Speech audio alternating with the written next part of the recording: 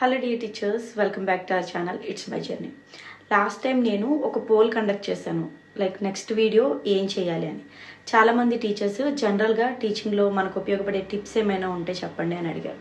As a టీచర్గా మీరు the best టీచర్గా లైఫ్ని హ్యాపీగా సాటిస్ఫైడ్గా కంప్లీట్ చేయడానికి నాకు తెలిసినవి, నేను ఫాలో చేస్తున్నవి, నేను తెలుసుకున్నవి కొన్ని మీకు చెప్తాను. మేబీ అవి మీకు ఉపయోగపడవచ్చు. Not only for classroom అండి, ఇవి లైఫ్ లాంగ్ ఉపయోగపడతాయి. సో నేను లైఫ్ లాంగ్ ఒక మంచి టీచర్గా నా జర్నీని ఇలానే కంటిన్యూ చేసుకోవాలి అనేవాళ్ళు ఖచ్చితంగా వీడియో మొత్తం చూడండి. సో ఇక్కడ ఈరోజు నేను చెప్పబోయేది ఏంటంటే, నేను ఈ సిరీస్ మొత్తాన్ని కూడా పార్ట్స్ వైజ్ డివైడ్ చేస్తాను, సో దట్ మీకు నచ్చిన వీడియోని మీరు చూడొచ్చు. సో ఈరోజు నేను చెప్పాలనుకునేది అప్రిసియేషన్. ఎందుకు నేను అప్రిసియేషన్తోనే మొదలు పెడుతున్నానంటే, యాజ్ ఎ టీచర్గా మీరిచ్చే ఒక చిన్న అప్రిసియేషను అవతలి స్టూడెంట్ ఎవరైతే ఉన్నారో వాళ్ళ లైఫ్ని టర్న్ చేయొచ్చు. అందుకు మీకు నా లైఫ్లో జరిగిన ఒక చిన్న సంఘటన ఎగ్జాంపుల్గా చెప్పాలనుకుంటున్నాను. నిజానికి ఇంత మంచి ఆపర్చునిటీ రావడం, నా టీచర్స్ని నేను మళ్ళీ గుర్తు చేసుకోవడం, I'm feeling very happy. So first thing నేను నా గురించి చెప్పాలి. నేను స్టార్టింగ్ నుంచి కూడా కంప్లీట్గా మెరిట్ స్టూడెంట్ని అయితే కాదు.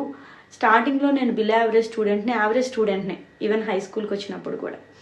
అయితే స్కూల్లో చదువు మీద మాత్రమే కాదు, విద్యార్థికి సంబంధించి తనకున్న శక్తి సామర్థ్యాలను గుర్తించిన వాళ్ళే నిజమైన ఉపాధ్యాయులు అవుతారు. అలా నా టీచర్స్ నేను చదువులో వెనకబడి ఉన్నా సరే నేనేం చేయగలను అనే దాని మీద దృష్టి పెట్టి ఒకరోజు మా స్కూల్లో వ్యాసరచన అలాగే ఎలక్యూషన్ కాంటెస్ట్ కండక్ట్ చేసినప్పుడు నా పేరు కూడా వ్యాసరచనకి ఎలక్యూషన్ కాంటెస్ట్కి ఇచ్చారనమాట. సో దట్ నేను రెండింటిలోనూ పార్టిసిపేట్ చేశాను. ఆ competitions essay writing and elocution కాంటెస్ట్లో కూడా నాకు ప్రైజెస్ వచ్చాయి. సో దట్ నా టీచర్స్కి అర్థమైంది నేను దేంట్లో కాస్త బెటర్గా పెర్ఫామ్ చేయగలను అని. సో చదువు గురించి మాత్రం కంపేర్ చేసి నన్ను అక్కడితో ఆపకుండా ఎక్కడ ఈ కాంటెస్ట్లు జరిగినా, ముఖ్యంగా ఎలక్యూషన్ కాంటెస్ట్లు జరిగినా నన్ను పంపిస్తూ ఉండేవాళ్ళు. సో దట్ అలా చేయడం వల్ల నాకు క్రమంగా స్టేజ్ ఫియర్ అన్నది తగ్గిపోయింది అనమాట.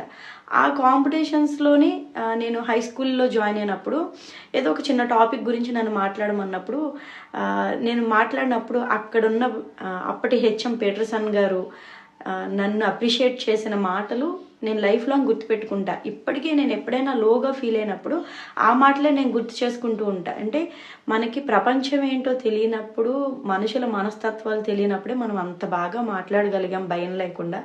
ఇప్పుడు ఎందుకు మనం ఇవన్నీ ఆలోచిస్తూ ఆగిపోవాలి అని నన్ను నేను మోటివేట్ చేసుకుంటూ ఉంటాను అనమాట.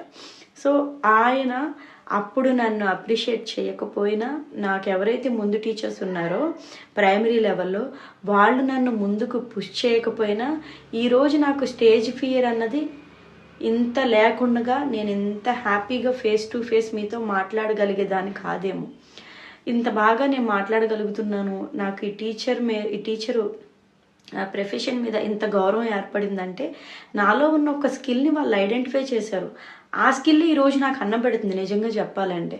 సో ఏంటంటే మనం విద్యార్థిలో ఉన్న ఒక ఎబిలిటీని గుర్తించగలగాలి. మీరు నా ముందు వీడియోస్ చూసినట్టయితే నేను టాలెంట్ హంట్ అని ఒక చిన్న ప్రోగ్రామ్ కండక్ట్ చేశాను. ఆ ప్రోగ్రామ్కి కూడా నేను పెట్టడానికి రీజన్ ఇదే. అప్పుడు నన్ను వాళ్ళు అప్రిషియేట్ చేశారు. మరి ఇప్పుడు నేను నా పిల్లల్ని అప్రిషియేట్ చేయాలిగా. వాళ్ళకున్న టాలెంట్ ఏంటో నేను తెలుసుకోవాలి కదా. ఎవరిలో ఏ పొటెన్షియల్ ఉందో మనకు తెలీదు, వాళ్ళది బయట పెట్టే వరకు. అది బయట పెట్టడానికి పిల్లలకి మనం ఒక మంచి ఆపర్చునిటీని ఇవ్వాలి. సో అందుకే నేను నా వీడియోస్లో కూడా ప్రతిసారి చెప్తూ ఉంటా, పిల్లల్ని వేరే వాళ్ళతో కంపేర్ చేయొద్దు, వాళ్ళని వీలైతే ఎంకరేజ్ చేయండి, అప్రిషియేట్ చేయండి, మంచి పాజిటివ్ వేలో వాళ్ళని తీసుకెళ్ళండి అని. మీకైనా సరే వెనక్కి తిరిగి చూసుకుంటే మనల్ని చిన్నతనంలో బాగా బాధ పెట్టిన విషయాలు, మనం బాగా సంతోషించిన విషయాలే మనకు గుర్తుంటాయి. సో యాజ్ ఎ టీచర్గా మనం ఉన్నప్పుడు మన పిల్లాడికి మనము అట్లీస్ట్ సంతోషపెట్టే విషయాలు ఇవ్వకపోయినా బాధపడకుండా ఉండేలా చూసుకుంటే చాలు. ఎందుకంటే ఒక టీచర్గా మనం చెప్పే ప్రతి మాట, మనం ఇచ్చే కాంప్లిమెంట్ అయినా, మనం తిట్టే తిట్లైనా పిల్లల మీద చాలా ఇంపాక్ట్ని క్రియేట్ చేస్తాయి అన్నమాట. సో సిచ్యువేషన్ని బట్టి, అక్కడున్న పిల్లాడి మనస్తత్వాన్ని బట్టి మనం అప్రిషియేట్ చేయాలా, ఏం చేయాలా అన్నది ఒక టీచర్గా బేసిక్గా మనకు ఉండాల్సిన అవగాహన. చాలామంది టీచర్స్ ఏం చేస్తారంటే ఎక్కడెక్కడున్న ప్రెజర్లో తీసుకొచ్చి పిల్లల మీద పెడుతూ ఉంటారు, ఏవేవో అంటూ ఉంటారు. ఇప్పుడు తిట్టకుండా కొట్టకుండా ఏ పిల్లాడు దారిలోకి రాడు, ఇది వాస్తవం, ఖచ్చితంగా నమ్మాలి. కానీ మనం కూడా మన పరిధి వరకే అక్కడ నిజంగా అలాంటి సిచ్యువేషన్ క్రియేట్ అయితేనే మనం యాక్షన్ తీసుకోవాలి. అదర్వైజ్ మనం మ్యాక్సిమం ఒక పాజిటివ్ వేలో వాళ్ళని ముందుకు తీసుకెళ్ళడానికే ఉండాలి. ప్రపంచం కూడా మారుతుంది కాబట్టి పిల్లల మనస్తత్వాలు కూడా చాలా సున్నితంగా అయిపోతున్నాయి కాబట్టి ఒక పాజిటివ్ వేలో ఇలా ఎంకరేజ్ చేస్తూ మంచి అప్రిషియేషన్స్ ఇస్తూ పిల్లల్ని ముందుకు తీసుకెళ్తే, ఇప్పుడు నేను ఎలా అయితే ప్రతినిత్యం నా టీచర్స్ని తలుచుకొని హ్యాపీగా ఫీల్ అవుతానో, వాళ్ళు బాగుండాలని కోరుకుంటాను, రేపొద్దున్న మన పిల్లలు కూడా మనల్ని తలుచుకున్నప్పుడు ఇంతే హ్యాపీగా ప్రౌడ్గా ఫీల్ అవుతారనమాట.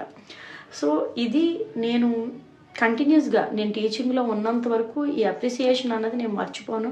చేసేది చిన్న పనైనా పెద్ద పనైనా మనం ఇచ్చే ఒక కాంప్లిమెంట్ వాళ్ళ డే మొత్తాన్ని చాలా హ్యాపీగా ఎండ్ చేస్తుంది అనమాట. సో డియర్ టీచర్స్, మీరు ఏదైనా ఒక యాక్షన్ తీసుకునే ముందు 1-2 సార్లు ఆలోచించండి. మంచి పాజిటివ్ వేలో మీ టీచింగ్ అన్నది complete. So this is all about today's topic. నేను మ్యాక్సిమం రియాలిటీలో జరిగినవి మాత్రమే మీకు చెప్పడానికి ట్రై చేస్తాను. ఐ హోప్ ఈ వీడియోస్ కనుక మీకు నచ్చినట్టయితే ఖచ్చితంగా కొత్త టీచర్స్కి ఈ వీడియోస్ని షేర్ చేయండి. మేబీ ఇవన్నీ వాళ్ళకి హెల్ప్ అవ్వచ్చు. Thank you for watching.